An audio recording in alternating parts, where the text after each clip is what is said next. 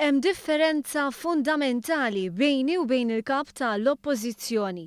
Il-Kap tal-Oppożizzjoni qed jagħżel li jkun selettiv u joħroġ biċċiet tal-informazzjoni li jaħseb jaqblu lilu.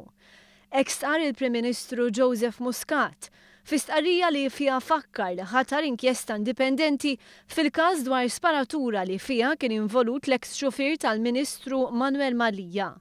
L-inkjesta għandha aċċess għall-informazzjoni kollha li jinkludu transcripts, recordings u kull prova oħra.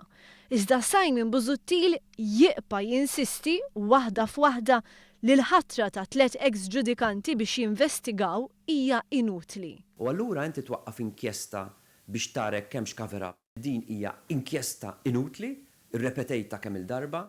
Jien nistaqsi, għaliex twaqqaf inkjesta biex tarek sar x'cover-up? L-Oppożizzjoni tqis illi din hija inkjesta inutli. Għal-mistoqsija tal-ġurnalist tal-Malta Today, Simon Busuttil għażel li ma jiżvelax is-sors tar-recording.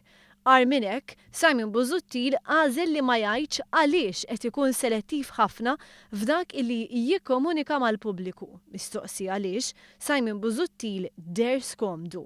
La darba l-Partit Nazzjonalista qed jgħid li għandu recordings. Għaliex ma jxandarhomx?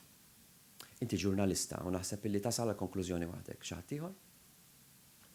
Meta One News staqsa li ma parti mill-provi li qed jgħid li għandu Simon Busuttil juru li l-Kap tal-Uffiċċju tal-Komunikazzjoni tal-Prim Ministru huwa involut f'allegat cover-up, indaħal f'nofs il-mistoqsija tagħna ir-reporter tal-Media.Link Communications.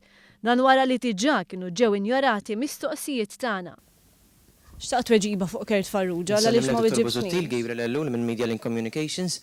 Intant fl-istqarrija tiegħu il-Prim Ministru baqa' jtenni dak li qal mill-bidunet li jistenna l-eżitu tal-inkjesta u mbagħad jieħu d-deċiżjonijiet kollha neċessarji kif dejjem għamel skont il-fatti li jirriżultaw.